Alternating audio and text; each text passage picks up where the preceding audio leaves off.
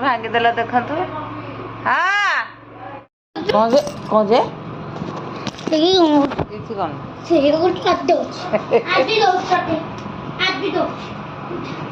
ଅନା ମୋ କାନ ଦେଖ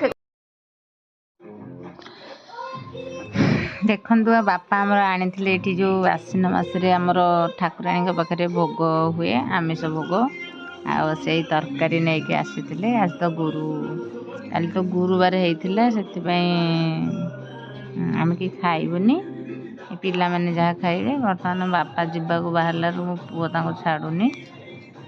ଆଉ ଦେଖନ୍ତୁ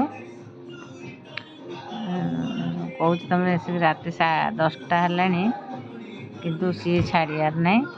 ମୁଁ ଯେମିତି ବାପାଙ୍କୁ ଜବରଦସ୍ତିଆ ଛାଡ଼ି ଦେଉଛି ସେ ମୋତେ ଓଲଟି ମାଡ଼। ଆପଣମାନେ ଦେଖୁଥିବେ ମୋତେ ବାଡ଼ଉଛି କିନ୍ତୁ ଅଜା ଆସିଲା ମାନେ ସେ ଅଜାକୁ ଛାଡ଼ିବାର ନାହିଁ।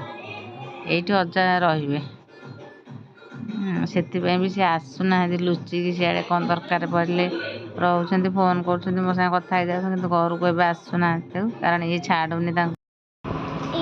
ଅଜା ପଳେଇଲେ ବୋଲି ମୋ ସାଙ୍ଗରେ କେମିତି ଗଣ୍ଡଗୋଳ କରୁଛି। ମୋ ଚୁଟି ଧରିଛି ଦେଖନ୍ତୁ ଏ ଦୁଷ୍ଟ ପିଲା। ଗଲା କାନ ଫୁଲ ଭାଙ୍ଗିଗଲା ମୋର ଏଠି କାନରେ ଭାଙ୍ଗିଦେଲା ଦେଖନ୍ତୁ। ହଁ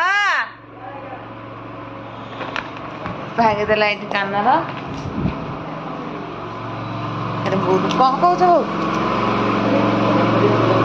ସେ କ'ଣ ଗାଁକୁ ଯିବେ ସେଇଠି